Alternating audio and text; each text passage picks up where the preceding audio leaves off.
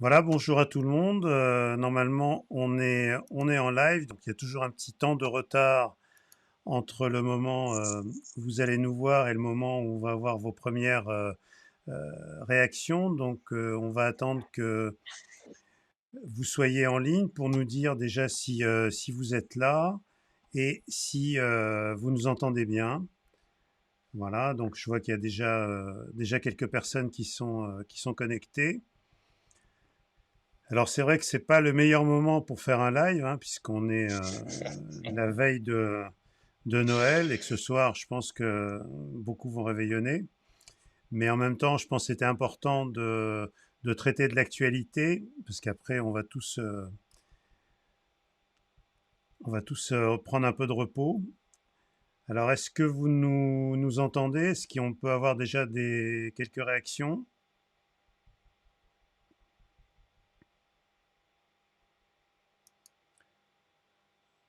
Donc, pour l'instant, on n'a pas de retour.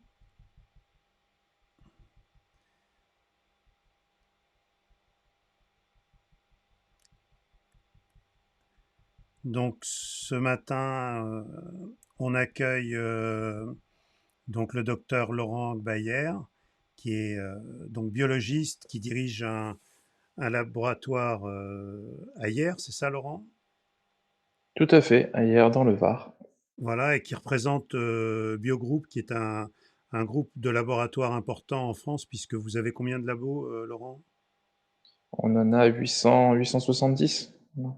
Et Voilà, surtout, c'est donc qu'on est très, très impliqué dans le diagnostic du coronavirus puisqu'on fait, on fait beaucoup, beaucoup, beaucoup, beaucoup de notamment de PCR. On a des gros plateaux techniques, ouais. voilà, donc c'est un interlocuteur important puisqu'il représente une très grande partie des laboratoires en France. Donc on est très content de t'avoir aujourd'hui avec nous. On t'a vu sur BFM il y a deux-trois jours et on voit souvent Caroline Gutmann également sur TF1 qui intervient En général, je suis le régulièrement. remplaçant de Caroline, c'est-à-dire que Caroline est beaucoup plus photogénique que moi. Donc, elle est plutôt préférée. Il préfère des jolies brunes à des vilains barbus. Donc, Mais non. non, non, Caroline intervient beaucoup sur les plateaux puisqu'elle est sur Paris. C'est plus facile pour elle. Bon, voilà, je crois qu'on nous entend bien. Il y a déjà des bonjours de Marseille. Bon, il y a encore peu de messages, mais il y a déjà une quarantaine de personnes. Bon, c'est vrai qu'on a voulu faire ce live ce matin. Il n'y aura pas forcément énormément de personnes en live, mais en tout cas, ce sera en replay, donc ça sera intéressant pour tous ceux qui veulent avoir un peu plus d'informations de pouvoir revoir et on va essayer de vous donner beaucoup d'infos. Donc c'est vrai que on va démarrer assez rapidement. On va démarrer assez rapidement ce live et puis on répondra à vos questions peut-être plutôt à la fin, sauf si je vois des questions qui apparaissent et qui sont un petit peu plus, enfin voilà, parce que vous comprenez pas quelque chose.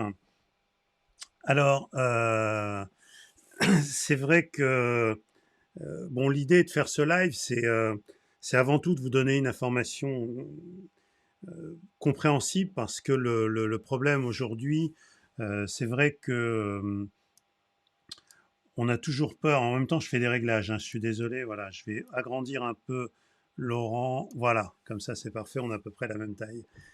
Alors, c'est vrai qu'on est toujours un peu balancé entre donner des informations, inquiéter ou ne pas inquiéter les gens. Mais je crois que c'est intéressant de donner une information objective.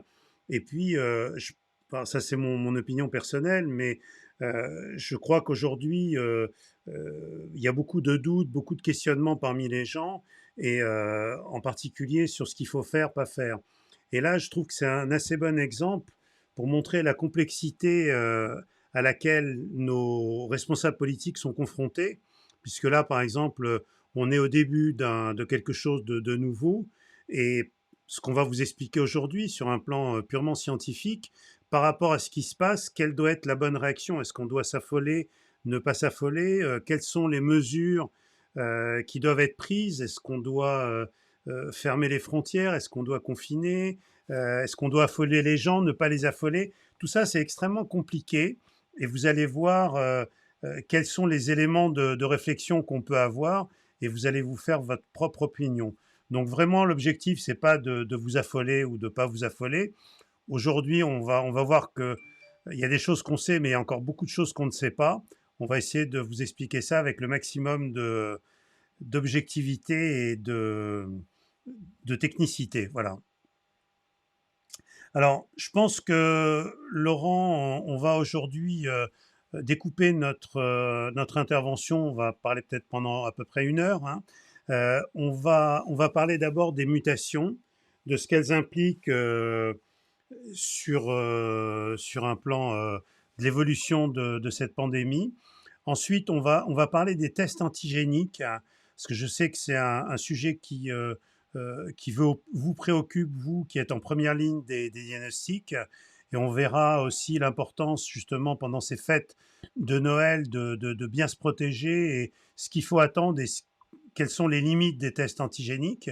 Et puis, on va dire aussi un mot sur les vaccins, peut-être pas tellement sur le vaccin lui-même en termes de contre-indication, mais plutôt sur un plan purement biologique, puisqu'aujourd'hui on va pas mal parler du virus, de la cellule, de l'ARN, et je pense que c'était intéressant de vous expliquer comment ces virus, enfin plutôt ces vaccins ARN fonctionnent.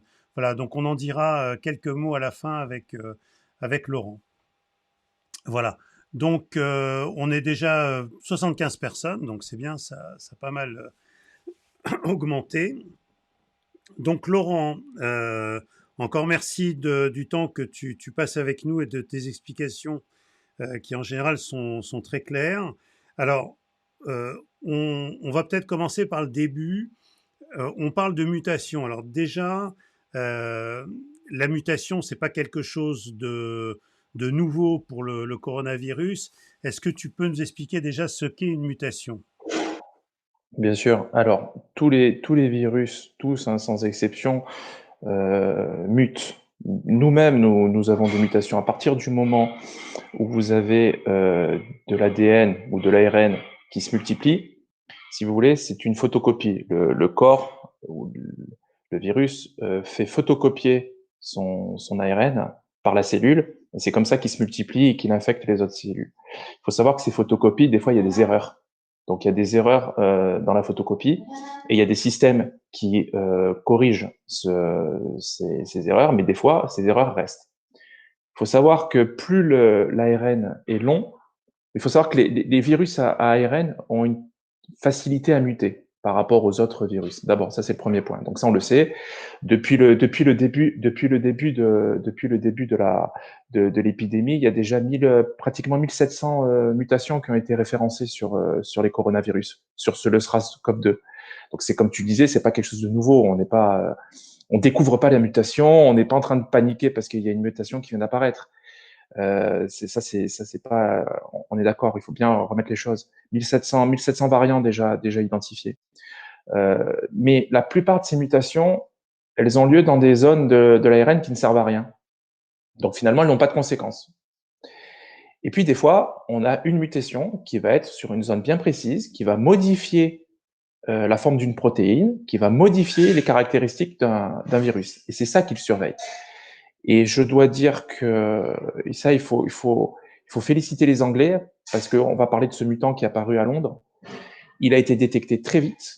Et surtout, c'est qu'ils ont communiqué les données très vite à la communauté internationale. Ils ont tiré la sonnette d'alarme très très vite. Et ça, il n'y a pas tous les pays qui l'auraient fait.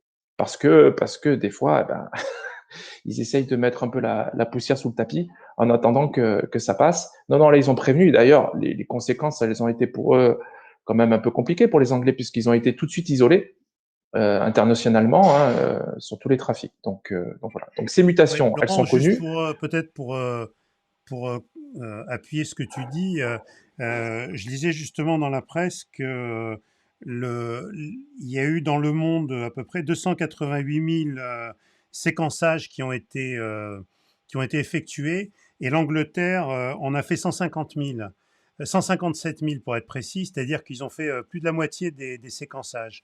À titre d'indication, en France, il y a eu 2700 séquençage de faits, dont 900 par le professeur Raoul dans le sud de la France. Et un des problèmes justement dont tu faisais part, c'était que en France, l'Académie de médecine, il y a un mois, justement, a un petit peu poussé un cri d'alarme et un coup de gueule en communiquant un document et en indiquant que les laboratoires devaient absolument communiquer leur séquençage, les partager. Il y a un organisme international qui s'appelle le GSAID qui centralise ça. Et pour terminer sur le sujet, c'est vrai que les Anglais, on a détecté le virus mutant chez eux, et c'est pas un hasard, puisque effectivement, comme c'est eux qui cherchent, c'est eux qui trouvent. Et ça sera fera partie des sujets dont on va discuter. Oui, tout à fait. Le problème de la France, c'est toujours pareil, c'est que vous avez des îlots isolés qui se parlent pas entre eux. Et vous avez euh, donc l'organisme du professeur Raoul qui fait un gros gros travail, mais qui parle pas forcément au Centre national de référence, qui parle pas forcément à l'unité CNRS de tel CHU, etc. Chacun séquence dans son petit coin, mais tu vois bien que les volumes sont ridicules. Je le dis, hein, alors là, pour un pays comme la France, qui a les moyens de la France, 2700 séquençages, non mais, enfin, c'est sûr qu'on trouvera pas, on risque pas de trouver de variants, nous, hein, on les cherche pas. Donc, d'ailleurs, le professeur Raoult le précisait, et je pense qu'il a raison. Cet été, on a eu une épidémie dans l'épidémie.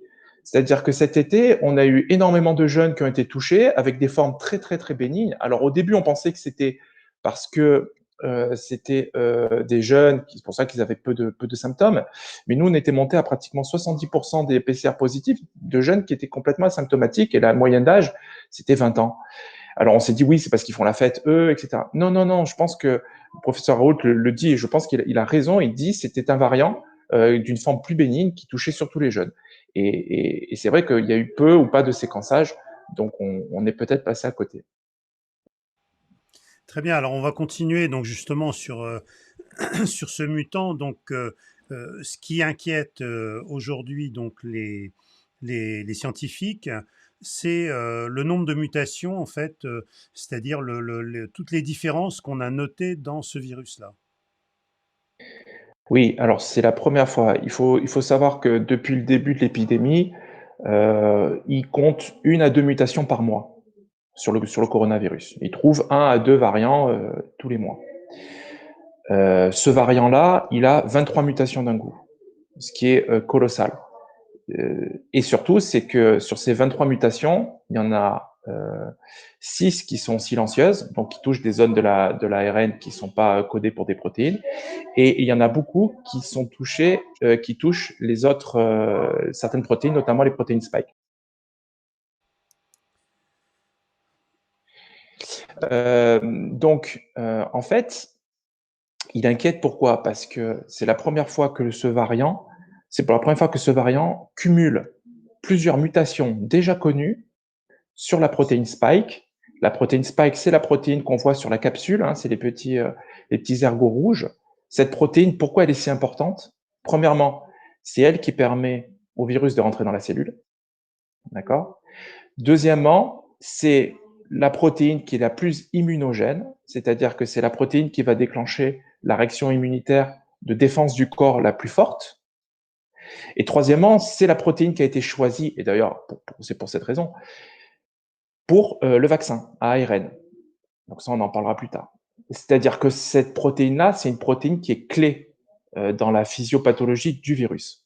Toute mutation qui va s'exprimer sur cette protéine peut provoquer un changement de comportement du système immunitaire et du virus par rapport à la cellule qui va infecter, soit en le rendant plus contagieux, soit en le rendant moins contagieux. Actuellement, on a essentiellement des données épidémiologiques sur ce virus, sur ce variant. Ça veut dire quoi? Ça veut dire que on sait, on voit comment il se propage dans la population londonienne, mais on n'a pas étudié clairement la réponse immunitaire du corps face à ce virus. Pas encore, c'est trop récent. Mais déjà, on a des éléments qui sont importants. Euh, la protéine spike, une des mutations de cette protéine touche la région qui permet à la protéine spike de s'accrocher sur la cellule, donc sur le récepteur ACE2 de la cellule cible. Donc on sait que ça va modifier son affinité, c'est-à-dire sa capacité à rentrer dans la cellule, en la diminuant ou en l'augmentant. Mais ce qu'on s'aperçoit, c'est que maintenant, pratiquement 70% des nouvelles infections à coronavirus à Londres, c'est ce variant. C'est-à-dire que partout où ce variant est apparu, c'est devenu le variant dominant. C'est-à-dire que par rapport à la souche ancienne, on retrouve pratiquement que des nouvelles infections avec ce nouveau virus. Donc, c'est pour ça que les scientifiques pensent que l'affinité a été augmentée, c'est-à-dire que ce virus est plus contagieux et ce virus rentre plus facilement dans la cellule. En fait, En c'est tout un cas, la peu comme si contagiosité, c'est quelque part comme si c'était une nouvelle épidémie finalement. Et c'est c'est ça. c'est une C'est nouvelle une épidémie. épidémie dans l'épidémie. Oui, oui. Voilà. Oui, oui. Et ça Alors se voit assez après, souvent dans les coronavirus. on a cette notion effectivement euh, de virus qui va être dominant sur l'autre. Il va prendre le pas sur le précédent virus, hein. Il Et a, il donc a il un a une avantage, voilà. il a un avantage sélectif. C'est, vous savez, tu sais, c'est la nature, hein, c'est la loi du plus fort. Quand un mutant devient plus adapté à son hôte, eh ben, il remplace les populations de virus existantes, puisque lui est plus adapté. Il va aller plus vite, il va Mm. se reproduire plus vite, il va contaminer plus facilement. Donc, C'est les et théories c'est ça, darwiniennes c'est en en fait. ça. Exact, mais c'est exactement ça. Et on sait que les épidémies de coronavirus, ça c'est connu, ça a été décrit. Au fur et à mesure de l'épidémie, le virus s'adapte de mieux en mieux à son hôte parce qu'il y a une pression de sélection et qui fait que les virus les mieux adaptés se reproduisent plus vite et mieux, et donc du coup ils prennent le pas sur les autres variants. Voilà. Et là, c'est ce qui est en train de se passer à Londres, et c'est ça qui fait, encore une fois, on n'a pas la preuve scientifique mesurée de l'augmentation de contagiosité, mais on a les chiffres épidémiologiques, c'est-à-dire qu'on voit qu'effectivement, il se répand à une vitesse très, très, très, très importante. Alors ça, c'est sur, on va dire, la physiopathologie. Et pourquoi il inquiète? Pourquoi il inquiète les autorités? Parce qu'il se reproduit vite et qui touche cette protéine spike qui est utilisée par le système immunitaire pour se protéger, notamment, mais pas que, et par le vaccin. Donc, maintenant, on n'a aucune preuve, aucune notion qui serait plus dangereux ou moins dangereux que la version initiale, hein.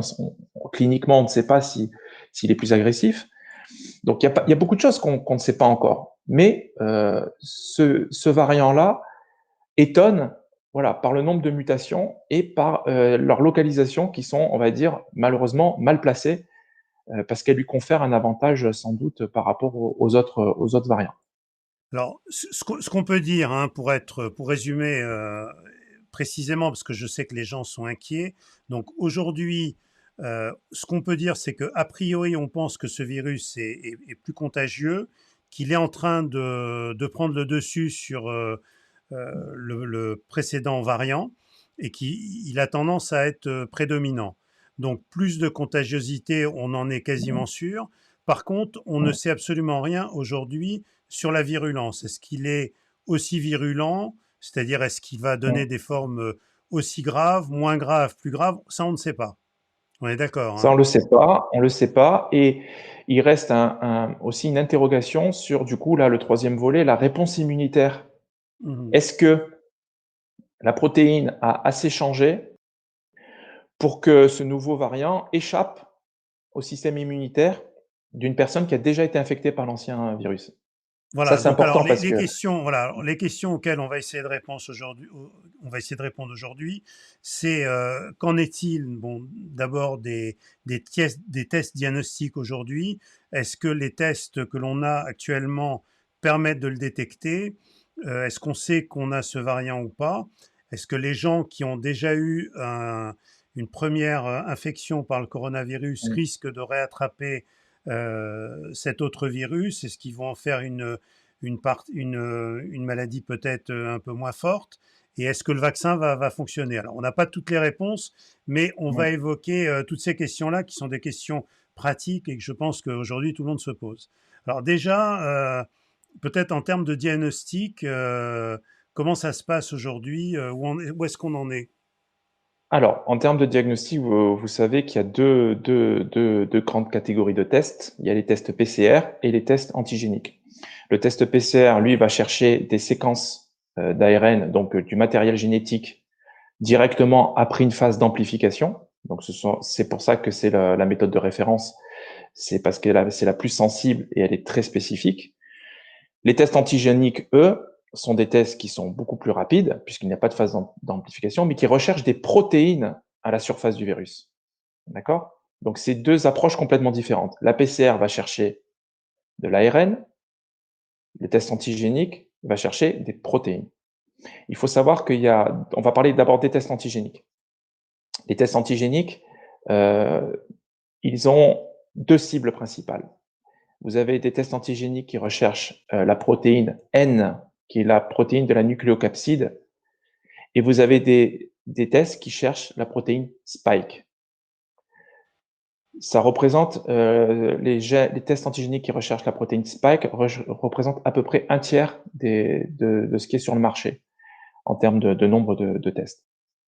Les autorités ont lancé là depuis hier, je crois, une grande enquête pour savoir si ce variant allait être détecté par les tests antigéniques qui marchent sur la protéine Spike. Est-ce que la mutation qu'il y a eu sur la protéine Spike amène un changement assez important pour que les tests antigéniques ne reconnaissent plus cette protéine et donc du coup rendent un faux négatif? Donc ça, c'est la grosse interrogation et pour l'instant, on ne l'a pas. On n'a pas la réponse.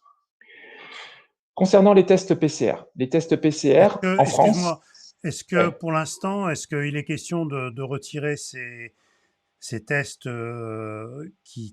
antigéniques, donc qui sont spécifiques pour la protéine Spike? Est-ce qu'il est question de les supprimer du marché ou enfin là, Non, je me mets à la place des gens qui vont faire un ouais, test ouais. antigénique. Comment savoir? On parlera des tests antigéniques après, on détaillera un petit Ok. peu, mais il y a un gros problème avec ces tests antigéniques, c'est que leur fiabilité et leur utilisation ne sont mais absolument pas maîtrisées, contrairement à tout ce qui a été fait avant, comme les sérologies qui ont été validées par le CNR, les tests PCR qui sont validés par le CNR, les tests antigéniques, il n'y a aucune validation par un organisme indépendant. Les performances des tests antigéniques sont données par le fournisseur. C'est un peu comme si tu demandais à un lycéen de noter lui-même sa copie de bac. Je pense qu'il n'y a pas beaucoup Mhm. de lycéens qui rateraient le bac. C'est un petit peu le problème qu'on a actuellement. Et en plus, il y a une très mauvaise formation sur l'utilisation de ces tests. Mais on y reviendra. À l'heure actuelle, les autorités ont lancé une enquête, mais ils n'ont pas donné de consigne claire. Je pense que ça viendra. Mais c'est sûr que c'est un vrai problème. Si ces tests-là ne détectent pas la protéine spike, du coup, on va passer à côté de pas mal de choses. Ce qui est plus intéressant, c'est les tests PCR. Pourquoi? Parce que, alors en France en tout cas, et c'est là aussi on fait beaucoup du French bashing, mais là il faut dire aussi quand les choses sont bien faites, il faut le dire. En France, on est un des rares pays à utiliser des tests PCR avec plusieurs cibles, c'est-à-dire qu'on cherche plusieurs gènes du virus et qui sont en plus des tests qui sont validés par le CNR, c'est-à-dire qu'un organisme indépendant d'État a vérifié que les tests étaient performants. Donc ça, c'est très bien. Donc, on peut imaginer que les tests qui utilisent le gène de la protéine Spike puissent être impactés par ce variant.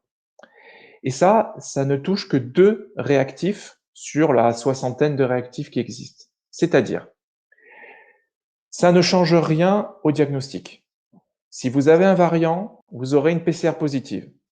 Ça, c'est le premier point. Il faut que les choses elles soient claires. Une PCR détectera le variant. C'est-à-dire que si vous avez un variant, vous risquez pas d'avoir un faux négatif. Si vous avez un variant, vous serez diagnostiqué PCR positif avec la conclusion vous êtes infecté par le SRAS-CoV-2. Voilà. Maintenant, on a deux fournisseurs et donc nous on en a un sur un de nos plateaux qui utilise 3 gènes. Donc le gène N qui est un gène qui code pour la protéine de la nucléocapside, un gène ORF1 et le gène spike. Qu'est-ce qui va se passer chez les variants? Eh ben, vous aurez le gène N positif, le gène ORF1 positif et le gène spike négatif. Comme vous avez 2 gènes positifs sur 3, la PCR est rendue positive. Vous avez le coronavirus. Mais c'est un profil qui est un peu bizarre puisque vous avez que 2 gènes sur 3. Le gène spike ne ressort pas. Et il ne ressort pas tout simplement parce que la mutation fait en sorte que le test PCR n'arrive pas à amplifier ce gène-là, puisqu'il a muté. C'est pas le même. Il n'arrive pas à le reconnaître. Et ça, si tu veux, c'est un élément important puisque ça fait suspecter un variant. C'est-à-dire que quand tous les patients pour lesquels on va avoir un N-gène positif, un ORF1 positif et un spike négatif, tous ces patients-là, on va envoyer les souches au CNR pour séquençage. C'est-à-dire le séquençage, c'est pas une PCR. La PCR, on recherche que 3 gènes. Le séquençage, c'est on séquence tout l'ADN. On recherche tous les gènes de l'ADN, enfin de l'ARN. Donc là, pour Donc, l'instant, euh, le séquençage, il n'y a que certains centres oui, qui, oui, oui, qui c'est sont pas fait. capables de le faire. Oui. Le séquençage, ça demande des séquenceurs. C'est pas fait en routine dans les laboratoires de ville. Ce n'est que les laboratoires de recherche qui le font. Le CNR, l'institut du professeur Raoult, plusieurs unités du CNRS, etc. Donc, on a eu hier notre première patiente, hier après-midi, qui avait un N positif, ORF1 positif, spike négatif. Donc, on l'a envoyé aujourd'hui au CNR. On attend la réponse. Et en fait, tous les laboratoires qui utilisent ces réactifs-là ont été contactés par le. Et là, encore une fois, je dis bravo aux autorités françaises parce qu'encore une fois, il y a plein de choses qui ont mal été faites. Ça, c'est par contre bien fait. C'est-à-dire qu'ils ont été réactifs. Ils ont prévenu les laboratoires parce on est souvent exclu de la boucle les laboratoires privés alors que c'est nous qui faisons 90% des PCR en France, ce qui est quand même très surprenant. C'est-à-dire que on est des fois souvent pas consulté parce que il y a eu cette idée un peu bizarre en France de penser que la PCR c'était un examen qui était très spécialisé que seul l'Institut Pasteur pouvait faire. Alors que c'est des examens qu'on fait en routine pour plein d'autres pathologies. Hein. C'est quelque chose qu'on fait en routine et pour lesquels on maîtrise très bien la technique. Donc là, ils ont fait appel à nous. Ils nous ont demandé de faire parvenir ces souches pour savoir si le variant circule en France. Je pense qu'il n'y a pas de, il y a pas de suspense sur cette question-là. Il n'y a aucune raison que le variant ne circule pas en France. Je pense qu'il n'a pas été au courant qu'il y a eu un Brexit. Donc, il a pris le bateau, il a pris l'avion, il a pris le ferry. Donc, c'est sûr qu'il circule en France. Maintenant, dans quelle proportion, ça on ne sait pas. C'est pour ça, je pense qu'effectivement, ça répond à une des questions et je pense à une des décisions du gouvernement qui, j'imagine, a jugé inutile la fermeture des frontières. Parce que probablement, on a déjà ce variant Mm. qui est déjà en France. Simplement, comme on disait tout à l'heure, les Anglais ont énormément cherché, donc ils ont trouvé. Nous, on n'a Oui, rien cherché, donc effectivement, on ne pouvait pas trouver. Alors on est simplement, plus peut-être tranquille pour comme ça. revenir quand même sur ce que tu as dit, Laurent, pour que ça Oui, soit bien clair et pour bien comprendre. Donc là, aujourd'hui, que vous ayez été infecté par un variant ou par l'ancien virus, vous avez un test PCR qui sera dans tous les cas positif. tout à fait. Simplement, aujourd'hui, il y a certains tests qui vont tester la protéine spike, alors que Mm, la plupart des tests PCR ne testent pas cette protéine mm, spike, donc forcément, ils vont être positifs, mais on ne va pas savoir si c'est le variant ou pas. Donc tout si à fait. on a ce test-là et que l'on a sur les 3 antigènes qui sont testés, 2 non spécifiques qui vont être positifs et un qui est spike qui va être négatif, on a de grandes chances d'avoir un mutant, enfin le mutant, et à ce moment-là, il faut faire un séquençage. Alors évidemment, ça pose plusieurs questions. C'est les gens vont peut-être vouloir savoir si ils sont infectés par ce mutant ou pas. Alors aujourd'hui, j'imagine que ces réactifs, vous les faites pas à tout le monde, hein, ou est-ce que vous les Non, faites, vous refaites quand c'est positif, est-ce qu'on refait un test avec ce réactif? Comment ça se passe? Non, non, non. En fait, si tu veux, depuis le début de la crise, nous, on a eu une stratégie très claire, Biogroup. En tout cas, notre groupement, c'est de multiplier les fournisseurs. Dès mars, on a pris 6 fournisseurs différents de réactifs et on a été bien inspiré puisque les problèmes qu'il y a eu de diagnostic de PCR, de laboratoire qui n'arrivaient pas à rendre les résultats en temps et en heure, c'est parce qu'il y avait des ruptures sur certains fournisseurs. Et c'est vrai que sur nos 6 fournisseurs, à une époque tendue, 4 fournisseurs n'arrivaient plus à nous produire du test. Enfin, ce qui est quand même colossal, quoi. Faut pas oublier que les gens ne s'en seront pas rendus compte, mais c'était la guerre, mais vraiment, c'était la guerre entre les pays. Il y avait une course à l'échalote. C'était les pays, les Américains sont arrivés, euh, ils ont, euh, ils ont acheté tous les réactifs qu'ils pouvaient, ils ont payé cash, ils ont payé plus cher. Enfin, c'était devenu vraiment la guerre, vraiment la guerre. Donc, en fait, ça s'est retrouvé un petit peu par hasard qu'on ait ce réactif-là. On l'a que sur un de nos plateaux parisiens. Voilà. Donc effectivement, c'est pas fait systématiquement, mais on va dire c'est pas grave. C'est pas à nous de faire ça. Les autorités ont pris conscience on va dire, de l'importance de détecter ce variant. Donc en fait, ce qui se passe, c'est que le CNR récupère énormément d'échantillons partout et les séquences maintenant.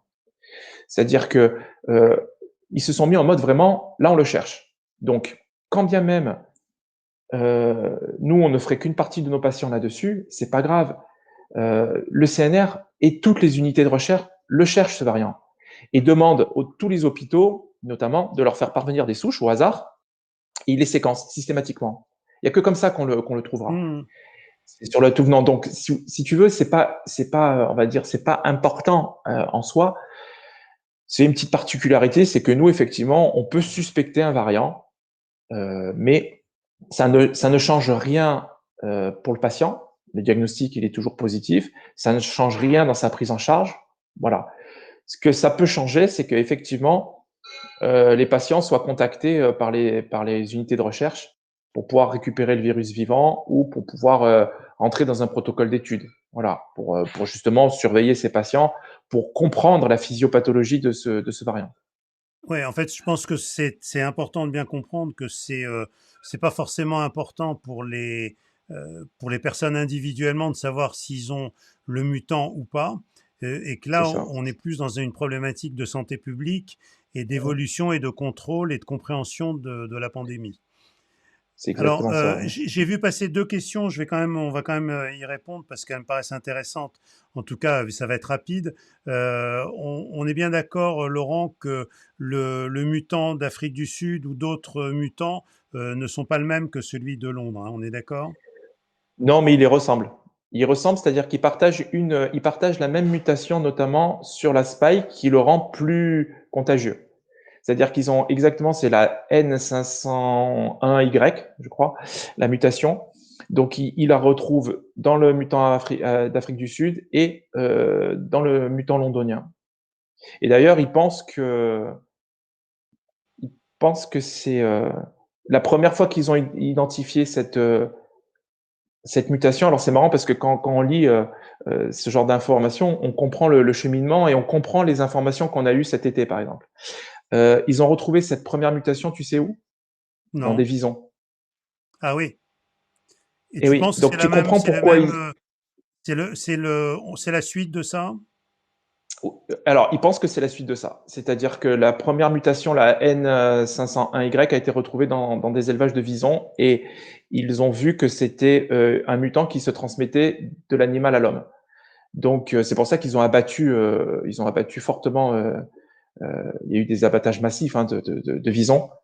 Et donc, on comprend bien que ce virus, il pose problème parce qu'il y a un réservoir animal.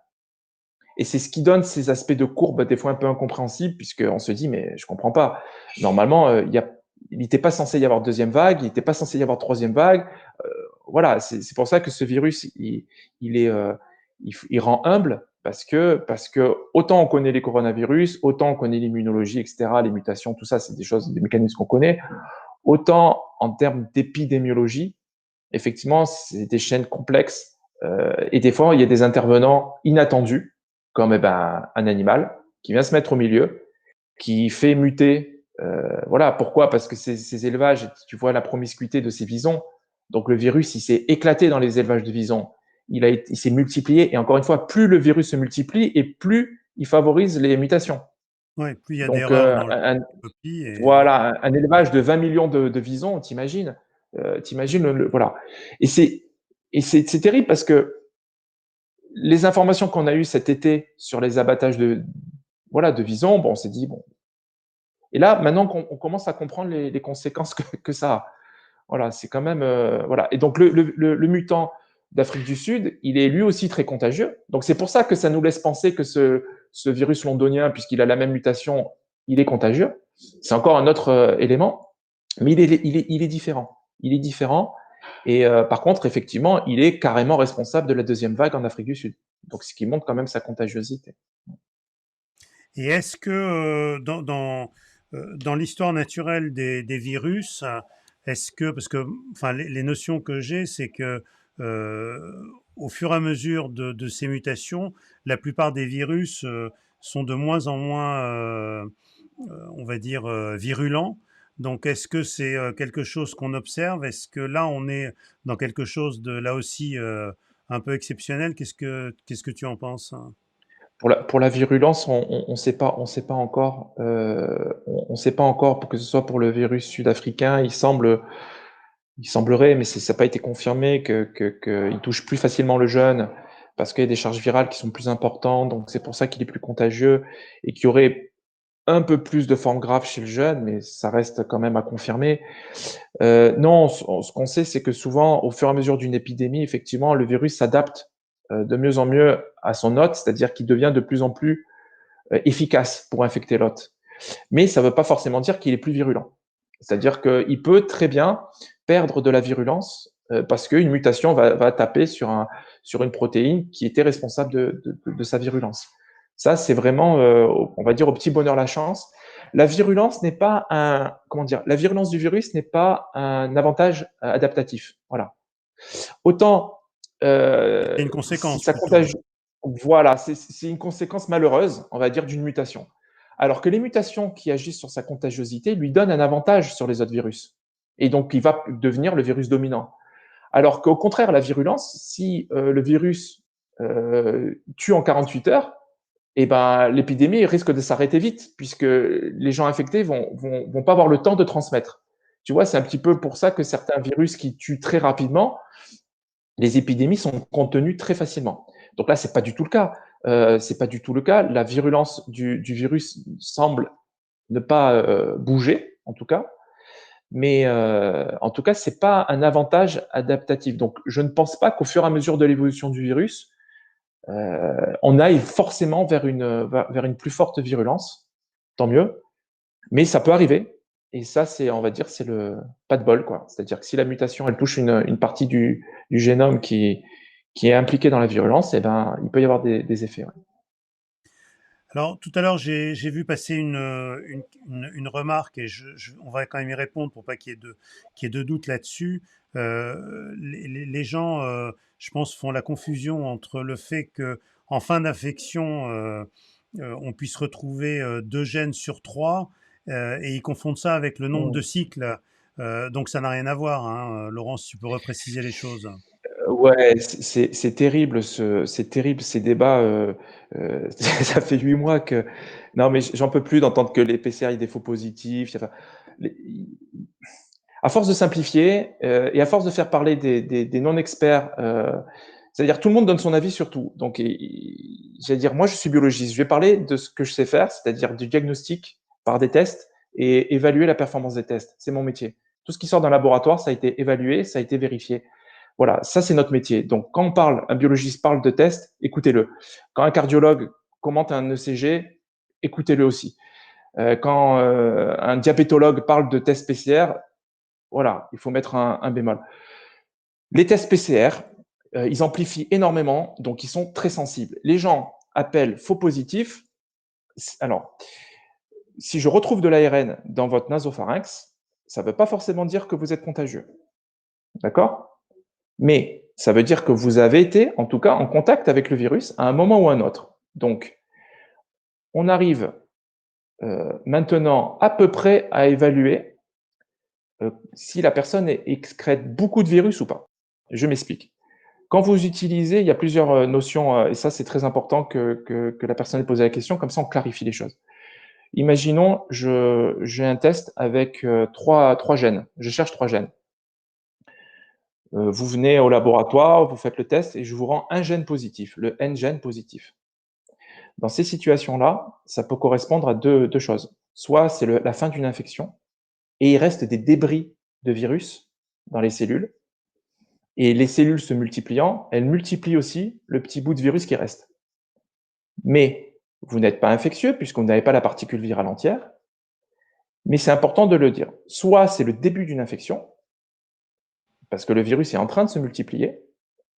Et là, tout simplement, quand nous, on est dans ces situations-là, on a un N-gène positif, on demande un contrôle 48 heures après. Si 48 heures après, on retrouve que le N-gène positif, c'est que c'est une fin d'infection. Et cet été, par exemple, 80% des N-gènes positifs, 48 heures après, ils étaient positifs aux 3 gènes. Donc, ça montrait bien que c'était un début d'infection. Donc, 48 heures après, vous avez toujours un N-gène, c'est une fin d'infection. Vous avez les 3 gènes, vous étiez en début d'infection. Maintenant, on rend un paramètre, alors on le rend qu'au médecin, on le rend pas en patient, on rend le CT. Le CT, c'est le nombre de cycles qu'on fait. Comment ça marche une PCR? Je vous fais un prélèvement dans le nasopharynx, donc je récupère des cellules qui sont infectées par des virus, je mets ça dans mes réactifs et je photocopie le virus. Donc si j'ai 2 virus dans mon prélèvement, je fais un cycle de photocopie, je me retrouve de 2 virus, je passe à 4. Puis au cycle numéro 2, je passe de 4 virus à 8 virus. Puis de 8 virus à 16, etc., etc., etc. Jusqu'à ce qu'il y ait une quantité assez importante de virus pour qu'on le détecte. À partir de ce moment-là, on s'arrête. On s'arrête d'amplifier. Et on sait que, par exemple, donc plus votre CT est élevé, et plus il a fallu amplifier pour arriver à une réaction positive. Donc, plus le CT est élevé, et moins vous avez de virus. C'est inversement proportionnel. Je ne sais pas si vous comprenez. Si j'étais obligé de faire 10 photocopies pour vous détecter, ou si j'ai été obligé de faire 1000 photocopies pour le détecter, c'est pas pareil. Donc ce CT permet d'évaluer la quantité de virus que vous avez, parce que c'est ça qui intéresse les gens, enfin surtout les médecins. C'est pas de savoir si vous avez le virus ou pas dans le nez, c'est de savoir si vous êtes contagieux. Et les dernières recommandations de la SFM ont évalué qu'en dessous de 33, donc un CT à 33 cycles, en dessous de 33 cycles, vous êtes excréteur fort de virus, c'est-à-dire qu'on considère que vous excrétez beaucoup de virus. Entre 33 et 38, vous êtes excréteur faible ou vous êtes sans doute peu ou pas contagieux. Et au-delà de 38, on considère que vous êtes négatif. D'accord? Donc ça, c'est une notion qui est importante puisque on arrive à évaluer à peu près. Mais encore une fois, c'est à peu près une contagiosité. Ce n'est pas que le nombre de virus que vous avez dans le nez. C'est aussi le temps que vous avez passé avec la personne, ce que vous avez fait avec lui. Si vous avez parlé avec une personne en face à 1 mètre, c'est pas comme si vous avez bu dans son verre. Donc vous comprenez bien que la contagiosité, c'est une évaluation. C'est pas à 32 je suis contagieux et à 34 je le suis pas. C'est pas aussi simple que ça. Ce n'est pas aussi simple. Mais encore une fois, quand une PCR vous rend 2 gènes positifs, ce n'est pas un faux positif. Les faux positifs en PCR, ça n'existe pas. On recherche des gènes. Quand on trouve des gènes, et les gens appellent faux positifs des personnes porteurs de matériel génétique, mais qui ne soient pas contagieux. Non, non, non. Vous êtes positif, mais positif, ça ne veut pas dire contagieux. Donc, c'est des notions il faut être très clair là-dessus. J'en ai marre d'entendre à la télé, oui, il y a plein de faux positifs en PCR. Non, non, désolé. Il y a du matériel génétique. Ça ne veut pas dire que vous avez la particule virale. Si sur 3 gènes, je vous en rends 2 positifs, effectivement, c'est que vous avez des restes de virus. Et ces restes de virus, on sait que chez certaines personnes, on peut les garder très longtemps, jusqu'à 6 semaines. N'empêche qu'il y a quand même un intérêt de vous le rendre. C'est que vous avez été infecté à un moment ou à un autre par le virus, et il n'y a pas si longtemps que ça. Donc, il faut étudier vos cas contacts. Parce qu'il y a des gens qui disent, oui, mais ça ne sert à rien. Il ne faudrait pas rendre les PCR positifs si le CT est trop haut, parce que finalement, les gens ne sont pas contagieux, ça ne sert à rien. Si, ça sert à quelque chose, je suis désolé. Ça sert à remonter les chaînes de contamination. Voilà. Donc, encore une fois, les faux positifs, arrêtez avec les faux positifs. Pour ma santé mentale, ça fait 8 mois que j'explique ça, j'en peux plus. Arrêtez avec les faux positifs. Non, non, il y a quand on trouve plusieurs gènes positifs, c'est que à un moment vous avez eu le virus. Voilà. Je sais pas si j'étais très Bon, clair, mais ouais, c'est je pense compliqué. que, Hein, enfin, c'est une notion je pense que c'est assez clair. Alors justement, on va peut-être continuer sur, sur les tests. On va parler de des tests antigéniques, mais juste une question par curiosité, on n'entend plus du tout parler des sérologies. Elles ont encore une place. Vous en faites Alors, oui, on en fait. Oui, oui, on en fait, et on va sortir une étude intéressante puisqu'on est en train d'étudier l'évolution de la séroprévalence, c'est-à-dire que le nombre de positifs, de gens qui ont des anticorps, au fur et à mesure du temps et par région. La sérologie, on n'en parle plus parce que, comment dire, la principale objectif actuellement, c'est d'arrêter les chaînes de contamination, c'est d'arrêter l'épidémie. Donc, il y a peu ou pas d'intérêt à faire des sérologies actuellement dans ce but-là. Le but, c'est de détecter rapidement les gens porteurs de virus et d'étudier leur chaîne de contact pour les isoler. Je pense que la sérologie va reprendre un grand intérêt, et je suis surpris que personne n'en parle. C'est que il y a quand même un intérêt à faire une sérologie avant de vous faire vacciner. C'est-à-dire que, pour l'instant, quand vous faites une infection au coronavirus, votre réaction immunitaire, votre système immunitaire se défend contre le virus, et il ne se défend pas que contre une protéine. Ce qui nous laisse espérer que ce mutant, malgré tout, il soit quand même, on va dire, détruit par notre système immunitaire si vous avez déjà fait une infection au SRAS-CoV-2. Je m'explique. Quand vous avez le virus qui vous infecte, le virus, il a plusieurs protéines sur son enveloppe. Donc la protéine spike, bien sûr, mais la protéine N et plein d'autres protéines. Le système immunitaire va fabriquer plein d'anticorps contre toutes les protéines de ce virus. Donc quand bien même la protéine spike muterait, il reste quand même, le système immunitaire a quand même tous les autres anticorps. Alors, est-ce que ces anticorps sont moins efficaces que ceux de la spike? Peut-être. Est-ce que du coup l'immunité sera plus faible ou pas? Peut-être. Et ça, c'est les études qui le diront. Concernant le vaccin, euh, pour moi, Je veux et alors parler du ça, c'est un vaccin tout avis de qui est très suite. personnel. Oui, Non, non, je parle juste de la sérologie, de l'intérêt de la d'accord, la sérologie. sérologie, oui, d'accord. Pour moi, ouais, pour moi, il est jamais bon de vacciner quelqu'un qui a déjà des anticorps. Quand vous faites Quand vous voulez faire un rappel sur l'hépatite B, par exemple, vous dosez les anticorps anti-hépatite B. Si vous en avez, on ne vous fait pas le rappel. Là, c'est pareil. Je ne comprends pas pourquoi la communauté scientifique ne se penche pas sur cette question. Plutôt que de... Enfin, si, je commence à voir des choses en disant, ils déconseillent Ils disent que ce n'est pas nécessaire de vacciner les gens qui ont déjà eu l'infection à coronavirus. Donc, ils commencent déjà à venir. Moi, je considère que si vous avez des anticorps, si vous avez déjà des anticorps anti-coronavirus, c'est pas forcément opportun de se vacciner. Voilà. C'est vrai dans toutes les autres pathologies. Il y a quand même de fortes chances que ça soit vrai aussi pour le coronavirus. Donc, pour l'instant, effectivement, les sérologies, on n'a fait plus trop, mais ça sera quand même quelque chose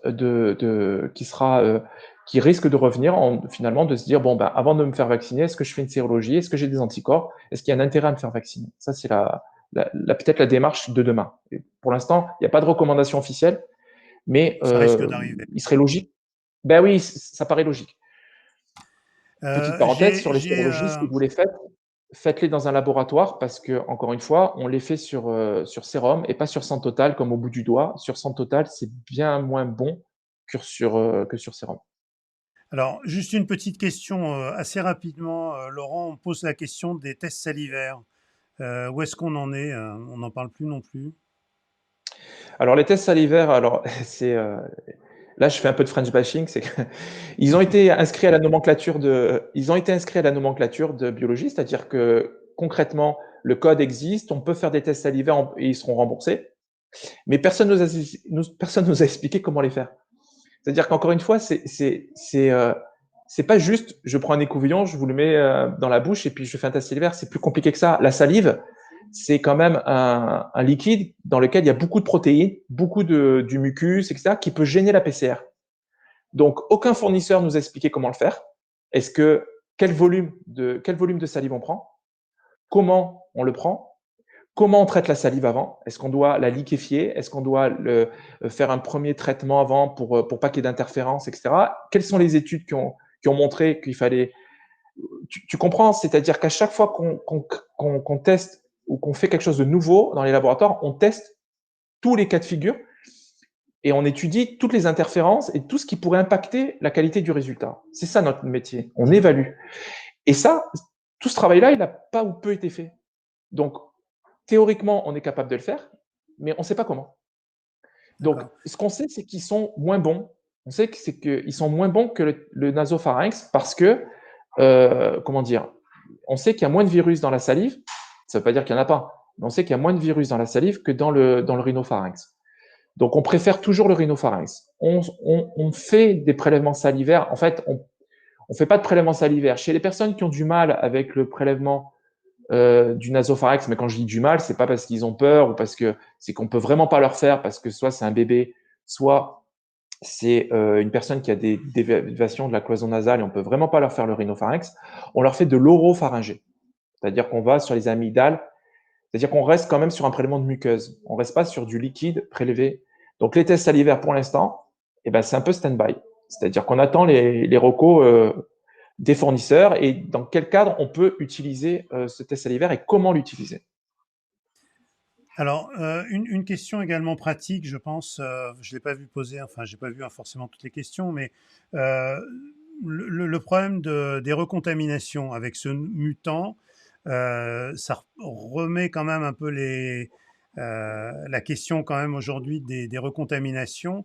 Quel est ton conseil par rapport à des gens donc, qui ont déjà fait une infection et qui présentent des signes d'une virose? Alors, il y a une semaine, je vous aurais dit de rien faire. Là, je vous invite fortement à faire une PCA. C'est-à-dire que là, et d'ailleurs, c'est une note de la DGS qu'on a eue hier et qui montre bien que c'est un sujet qui est pris au sérieux par les autorités. Alors, ça ne doit pas vous inquiéter. Au contraire, ça doit vous rassurer. C'est-à-dire que je trouve que, j'allais dire pour une fois, non, pas pour une fois, il ne faut pas exagérer, mais je trouve que cette fois-ci, les autorités elles réagissent vite et bien. C'est-à-dire qu'on a des consignes qui nous demandent de signaler tous les cas de PCR positive après un test déjà positif 2 mois avant. C'est-à-dire qu'on veut absolument s'assurer qu'il n'y ait pas de recontamination avec ce variant. Parce qu'effectivement, là, ça changerait la donne. C'est-à-dire que si ce variant, il arrive à échapper au système immunitaire, on n'en a pas la preuve encore, hein, mais ça veut dire que vous pouvez le réattraper. C'est-à-dire que vous pouvez retomber une deuxième fois malade. Donc ça serait vraiment, vraiment embêtant. Pourquoi les autorités pensent ça? C'est qu'ils ont un patient, ce variant, il a été découvert aussi chez un patient qui était immunodéprimé, qui n'arrêtait pas de faire des coronavirus chroniques et pour lequel on le traitait en lui injectant des anticorps antivirus qu'on récupérait chez des patients immunisés. Et ça marchait très bien. Chaque fois qu'on lui injectait, ben, il guérissait et après, soit il se réinfectait, soit c'était la souche qui revenait.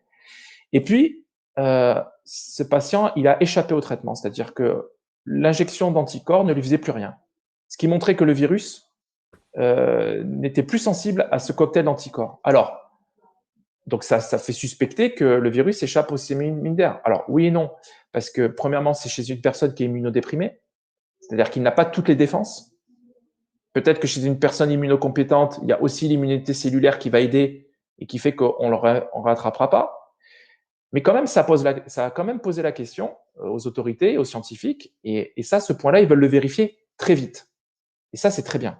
Donc, effectivement, le conseil, c'est de se dire que si vous refaites des signes du Covid, oui, faites une PCR. Et si vous êtes positif alors que votre Covid, vous l'avez fait il y a plus de 2 mois, alors oui, il faut en parler rapidement pour que ça soit étudié, que la souche soit étudiée. Oui.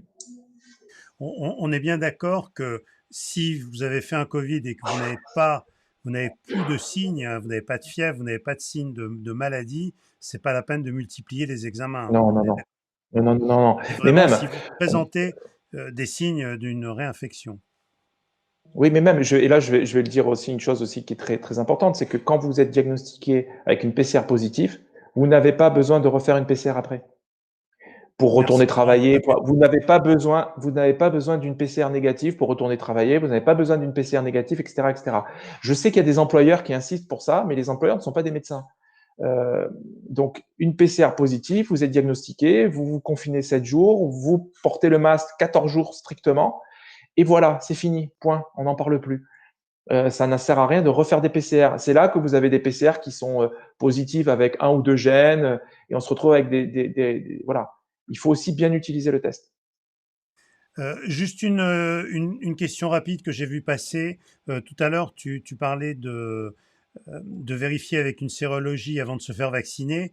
On sait qu'il y a des gens qui ont fait un Covid prouvé par PCR et qui n'ont plus d'anticorps au bout d'un moment. Là, dans ce cas-là, évidemment, la sérologie sert à rien. Elle sert à rien. Et qu'est-ce Elle qu'on sert fait à à ce rien, moment-là? On se vaccine ou pas? ben, c'est la grande question. Alors là, alors là, tu vois, je vais appliquer ce que je dis aux autres, c'est-à-dire que je suis pas un spécialiste du vaccin.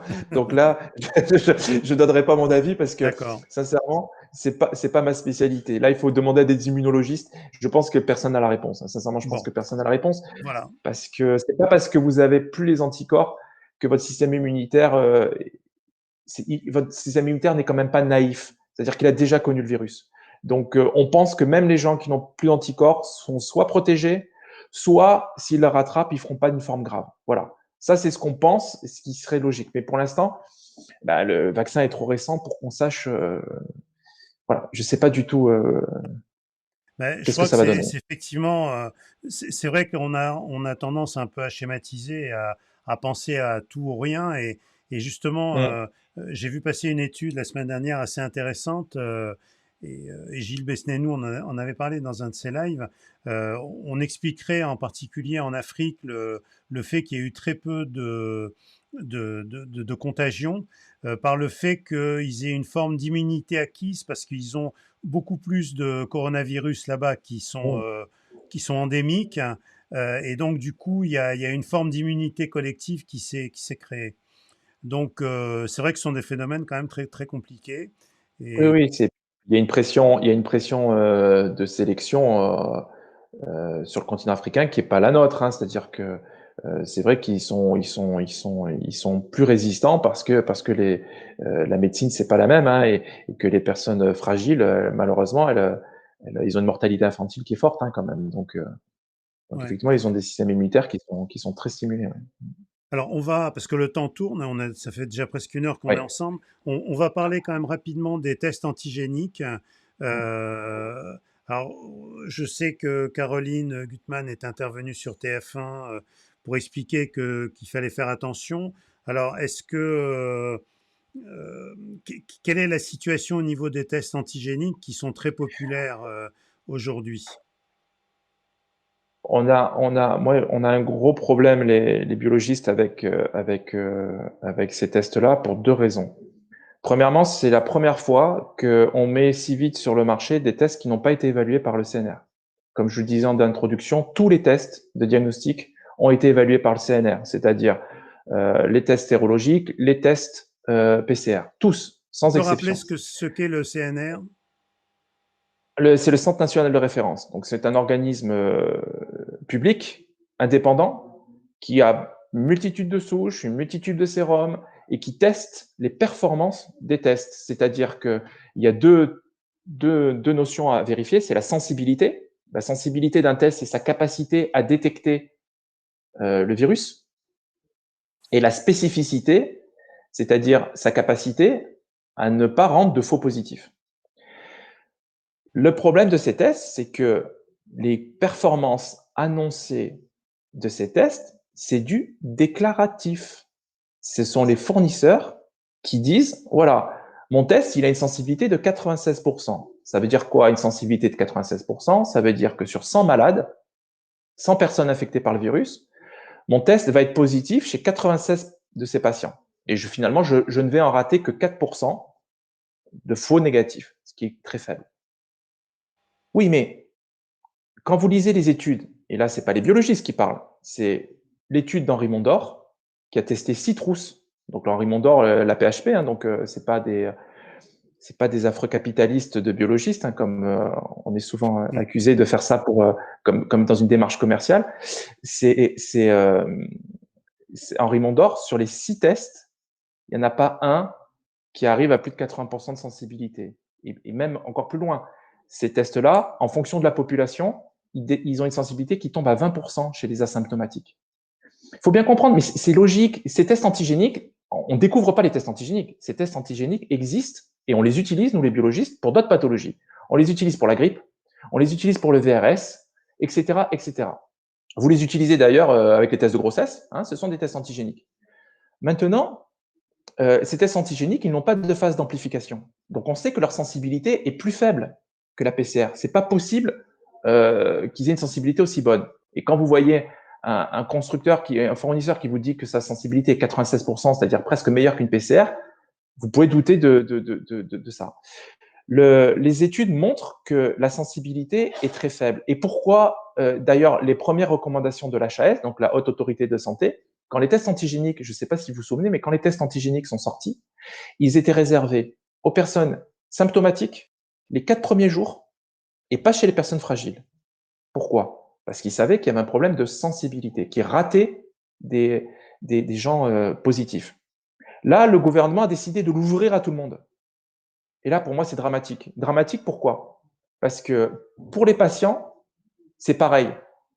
La PCR et le test antigénique, c'est un test. Je fais un test et ça va me dire si j'ai le virus ou pas. Oui, mais les performances sont pas du tout les mêmes. Et en plus, les performances d'un test, elles sont évaluées dans des études faites par des gens qui ont l'habitude de le faire, qui le font dans des conditions bien particulières. Là, on a donné ces tests-là à faire à des non-biologistes. C'est pas qu'on soit plus fort hein, que les autres, c'est pas du tout ça, mais c'est que c'est un métier.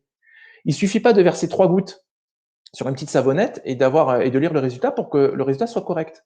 Il y a des conditions très strictes, surtout sur ces tests-là à respecter. Quand je vois des barnums installés dehors par les pharmacies, il fait 4 degrés.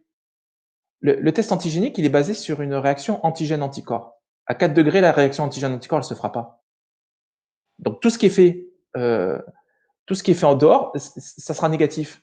Alors, c'est-à-dire que c'est pire que de ne pas avoir fait de test. Je Parce que préfère qu'une c'est personne ne fasse faussement pas de test. rassurant, en fait. Exactement, exactement. Quand tu rends un faux négatif, tu as une responsabilité.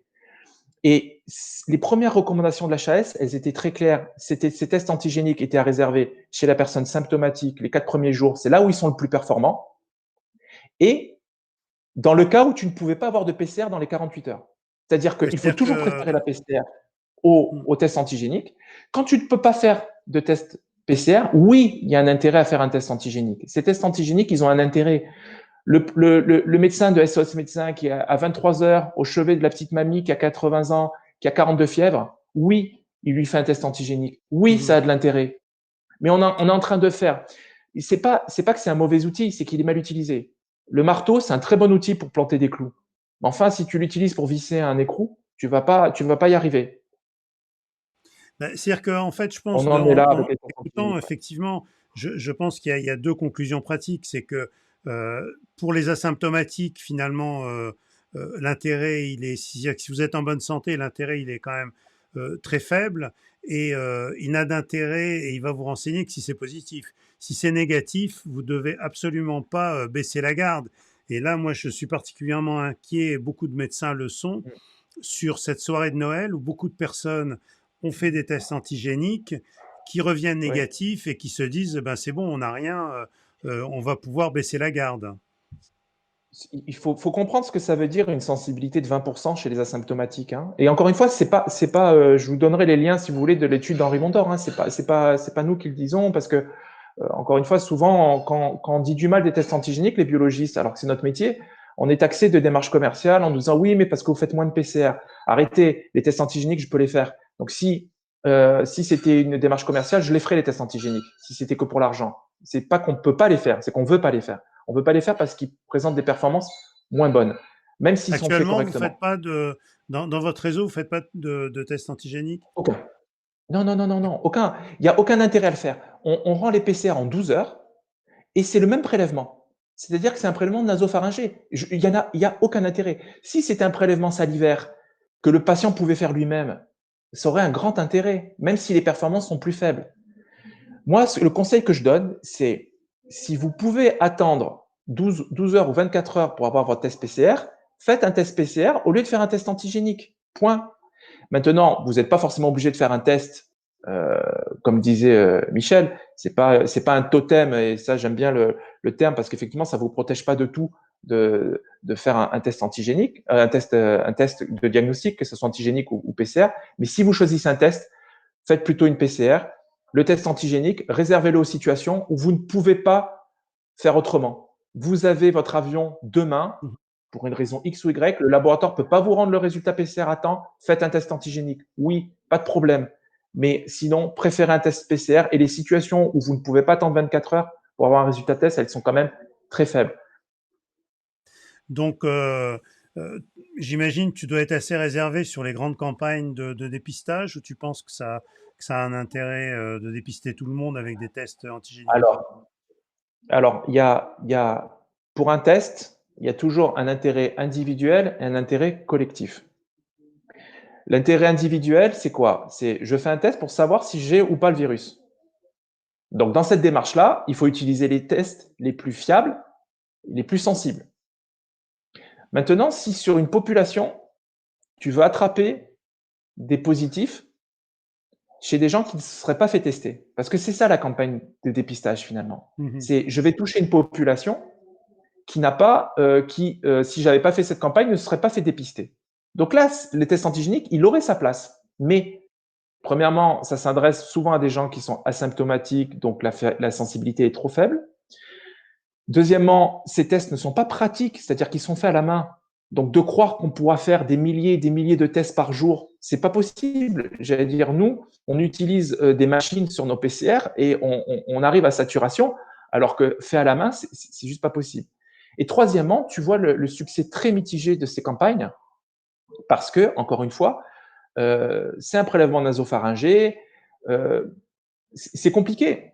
Ces tests, elles vont pas marcher. C'est comment dire, ces campagnes, elles marcheraient si beaucoup de monde venait. Même si le test antigénique est moins bon, ça aurait un intérêt si tu testes énormément de personnes. Mais là, tu vois bien que ces résultats, ces campagnes, elles sont très, très mitigées. Et là, malheureusement, on est plus sur de la démarche politique que sur de la démarche sanitaire pure et Mhm. dure. Voilà. Donc, c'est vrai que alors, tout positif attrapé par ces tests, c'est toujours un positif de moins hein, dans la nature. Mais quand tu fais le ratio nombre de positifs attrapés sur le coup que ça a eu, je pense on n'est pas très bon. Très bien. Alors, on va parler du vaccin. Bon, d'une façon assez rapide, puisque tu n'es pas, voilà, c'est pas ta Oui, oui. spécialité, mais on va en parler en fait un petit peu plus sur un plan biologique, on va dire. Euh, quelle est ton opinion, toi, par rapport à ce vaccin? On va parler du vaccin ARN, hein, puisque c'est celui qui est Eh actuellement ben, disponible et qu'il y a beaucoup de gens ben, qui se posent la question de savoir s'ils vont se faire vacciner ou pas. Donc, quels sont toi, les éléments que tu peux apporter au débat? alors moi, j'ai toujours été fasciné par l'ingéniosité de l'être humain. C'est vrai que, et deuxième chose, j'ai toujours été fasciné par la biologie, par la beauté et la complexité de nos organismes vivants qui mettent en place des mécanismes ultra efficaces. Et en fait, on s'aperçoit que l'homme, il ne fait que mimer les mécanismes qu'il comprend dans la nature et il y arrive souvent moins bien que la nature. Et là, c'est très malin parce que le virus ARN, il, euh, il détourne, il utilise les capacités de la cellule à produire de la protéine au lieu d'injecter une protéine. Un ancien vaccin, enfin on va dire un vaccin classique, c'est quoi? C'est je découvre une protéine sur la surface du virus qui provoque une réaction immunitaire importante et qui fait que le corps va fabriquer des anticorps contre cette protéine et que ça va bloquer le virus. Donc les chercheurs découpent le virus en petits bouts, isolent la protéine, la multiplient. Et le vaccin, c'est ça, c'est je t'injecte un petit bout de virus, c'est-à-dire je t'injecte la protéine en question, et ton corps va fabriquer des anticorps contre cette protéine, et finalement, il va te protéger contre le virus. C'est compliqué parce qu'il faut isoler la protéine, la purifier, la synthétiser. Donc c'est très compliqué. Là, les chercheurs, ils ont été malins. C'est qu'ils sont allés à l'étape d'avant. C'est-à-dire qu'ils disent, plutôt que de fabriquer la protéine, je vais donner l'ordre à des cellules du corps de fabriquer cette protéine. Et c'est là qu'ils utilisent le matériel génétique, c'est-à-dire que l'ADN, l'ARN, c'est quoi? C'est finalement tout ce qui constitue notre corps, en termes de protéines et tout, sous forme codée.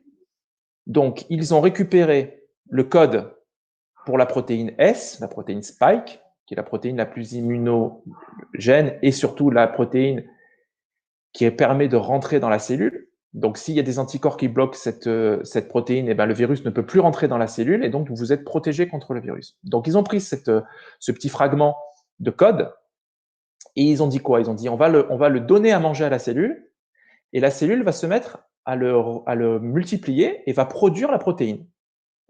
Donc, en fait, c'est ça l'ARN messager. C'est-à-dire que normalement, dans une réaction d'une cellule normale, il se passe quoi? L'ADN va être lu par des enzymes qui vont fabriquer de l'ARN messager. Cet ARN messager va se retrouver dans le cytoplasme de la cellule et il y a des petits organismes qui vont transformer cet ARN, qui vont lire l'ARN, le code, et qui vont fabriquer la protéine. Nous, le virus, le vaccin, il va agir à ce niveau-là. Il va directement donner de l'ARN messager à la cellule. En fait, on pirate la cellule. C'est-à-dire que c'est comme un... Oui, on la pirate, c'est-à-dire qu'on détourne ses usines à protéines, on les pirate en lui donnant un code, en lui disant, tiens, lis ce code, et ben la cellule, elle fait ce qu'elle sait faire, elle voit de l'ARN messager, elle le lit, elle le transforme en protéine, et la protéine se retrouve soit expulsée à l'extérieur, soit à la surface de la cellule. Qu'est-ce qui va se passer? La cellule, elle aura produit de la protéine spike, le système immunitaire va passer par là, va voir cette protéine étrangère au corps et va attaquer cette protéine et va fabriquer des anticorps contre cette protéine. Et finalement, on en arrive, comme les vaccins, on va dire, traditionnels, le corps va reconnaître cette protéine étrangère et va fabriquer des anticorps contre. Donc c'est très malin. C'est très malin. Et encore une fois, pourquoi c'est très efficace? Parce qu'on utilise les mécanismes physiologiques et qu'encore une fois, quand on utilise ce qu'a fait la nature, eh ben on est bon parce que la nature, il y a rien de mieux que la nature. Voilà, ça marche super bien. Donc c'est très malin et c'est une classe Ah, qui est tout à fait nouvelle de virus, ouais. Pardon. disons que c'est vrai qu'en en répliquant la nature, on peut imaginer qu'il y aura peut-être justement moins d'effets secondaires, hein, puisque on est beaucoup moins agressif, hein.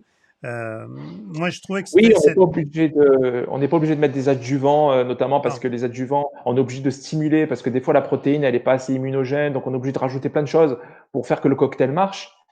Là, effectivement, ça sera plus efficace. Maintenant, voilà, c'est nouveau, effectivement. Donc, il y a peut-être moi, des choses qu'on n'a pas vues. je trouve que ce schéma est intéressant parce que euh, les gens souvent n'ont pas la compréhension de ce qui se passe vraiment dans le virus. On voit ici que le virus injecte son matériel génétique, donc l'ARN, et que l'ARN va prendre possession de euh, on va dire, de la cellule. C'est-à-dire que c'est un hold-up. C'est-à-dire que à partir C'est du ça. moment où le Un virus rentre dans piratage. la cellule, Mmh. Mmh. il permet plus à la cellule de fonctionner normalement, hein. Il prend la clé de la boutique et il lui dit maintenant c'est moi le patron et tu vas travailler pour moi. Donc à ce C'est moment-là, exactement ça. on voit ici dans l'étape 3, ça, le virus, l'ARN du virus met la cellule à son service pour se répliquer et évidemment à partir du moment où il prend le contrôle de la cellule pour son intérêt à lui, la cellule va mourir. Et c'est ce qui va créer évidemment la Mmh. cytotoxicité et puis les problèmes, la maladie. Et donc là, on voit que le virus se multiplie.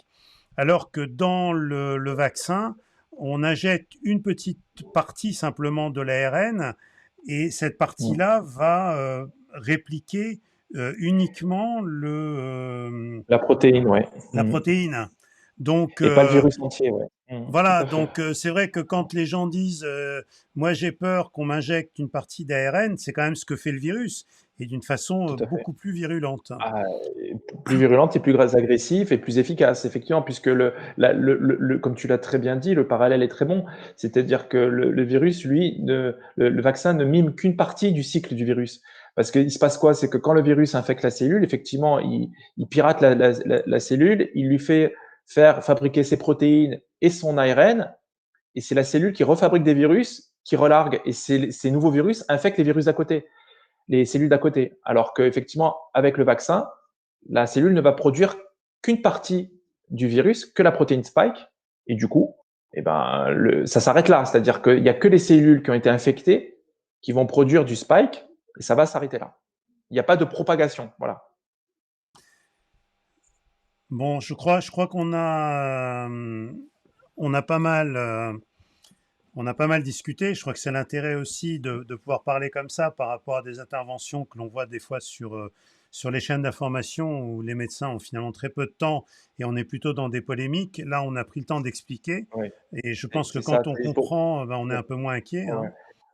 Pour parler un peu de mes expériences avec les journalistes et de Caroline aussi, c'est vrai que ils ont un mode de fonctionnement qui est, quand vous êtes sur un plateau, c'est incroyable, vous avez 5 secondes pour répondre. Et là, on voit bien qu'on parle de notions qui sont des fois un peu compliquées. Donc, il faut prendre le temps de simplifier et d'expliquer. Et sur les plateaux, vous n'avez jamais le temps. Et surtout, c'est ils ne cherchent que les sujets polémiques. C'est incroyable. Non, mais vraiment, c'est un vrai problème. C'est-à-dire que, et si vous leur dites, ben, tout va très bien, etc., ben, vous les intéressez pas. Ils vont chercher l'expert ou qui va dire, ah non, mais là, ça va pas, ou attention, c'est dangereux. Et ça, c'est un vrai problème. Là, ce que j'apprécie dans ce groupe, et j'en profite là justement, Michel, pour le dire, et puis pour le dire à tous les modérateurs, etc., c'est que il y a une qualité des interventions parce que ce sont des professionnels de terrain qui parlent. C'est pas des, c'est la différence. J'aimais bien professeur Raoult, ça aussi. J'aime bien il disait la différence entre la médecine de bureau et la médecine de terrain. On entend un peu trop de la médecine de bureau et pas assez la médecine de terrain. Mais parce que les gens de terrain sont très occupés en ce moment. Mais c'est vrai qu'il faudrait leur donner un peu plus la parole. C'est vrai. Et là, c'est ce que Ouais, vous faites avec ce groupe et ouais. ça, je trouve ça super. Ouais, je pense qu'on peut vraiment d'abord remercier effectivement aussi le docteur Gilles Besnénou, hein, qui anime sur le plan médical ce groupe et qui déjà dimanche nous a alertés et qui était quand même inquiet sur ce mutant.